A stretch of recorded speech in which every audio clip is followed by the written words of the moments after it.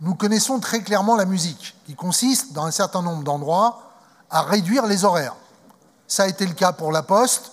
Une fois qu'on réduit les horaires, on réduit ensuite les jours d'ouverture, ensuite on ferme le bureau et on transfère aux collectivités locales dans le cadre de dispositifs.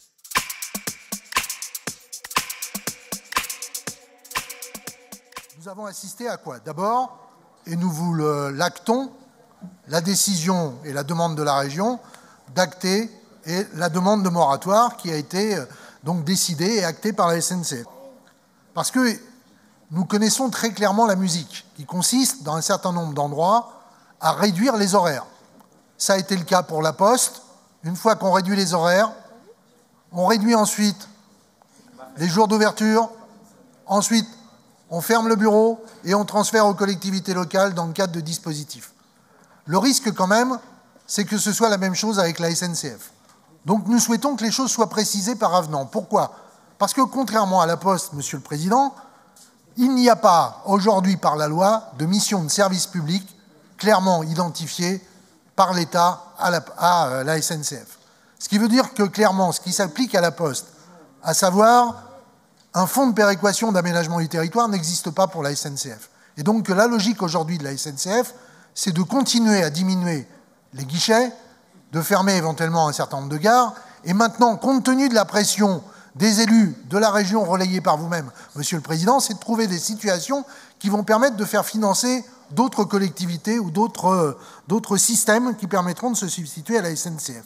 Donc clairement, nous souhaitons que cela soit précisé dans le cadre d'un avenant pour éviter qu'au bout du bout, nous soyons, les collectivités locales, la région et d'autres, que perdants. Donc il faut trouver un protocole d'accord. J'ai bien entendu ce que vous disiez, Monsieur le Président, de proposer qu'en gros, pendant 3-4 mois, la région et la SNCF travaillent clairement à retrouver du dialogue et des solutions. Donc la proposition que nous vous faisons, c'est que cela se termine par un avenant. Moi, je pense qu'à ce stade, c'est prématuré de dire qu'aujourd'hui, il faut qu'on introduise un avenant à la Convention. Je pense qu'il est important de discuter, de voir justement ce que la SNCF peut nous proposer avant de poser un avenant. Parce que nous avons intérêt, nous aussi, à regarder de notre point de vue régional, avec l'ensemble de notre offre de transports régionaux, y compris urbains, pas seulement ferroviaires, de quelle manière nous pourrions améliorer l'accueil et le service auprès de nos usagers des transports régionaux.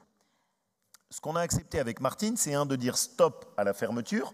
On avait quand même encore une quinzaine de guichets qui étaient prévus d'être fermés entre la fin de l'année et le début de l'année prochaine, donc stop. Mais on ne veut pas se contenter de ça, on considère qu'il faut réouvrir sur certains territoires. Bon, j'aimerais bien qu'on travaille des solutions un peu intelligentes qui nous permettraient de travailler sur réimplanter un service de proximité, quitte d'ailleurs à travailler avec nos partenaires. Ça peut être un travail avec les collectivités locales, ça peut être un travail avec les offices de tourisme, ça peut être un travail, mais remettre du contact physique sur le conseil et la proximité. Bon.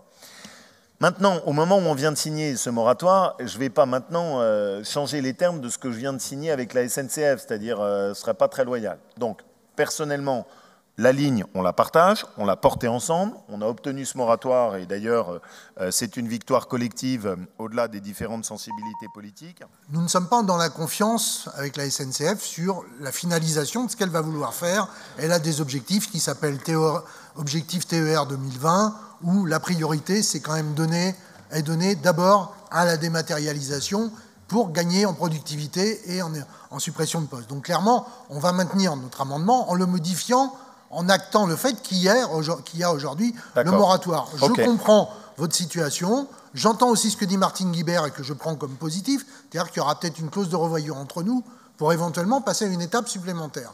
Mais nous voulons marquer le coup, d'autant plus que, vous le savez, demain, il y a aussi des cheminots qui viennent manifester ici parce qu'ils ont la même interrogation que nous partageons sur l'avenir d'un certain nombre d'emplois dans la SNCF et de proximité.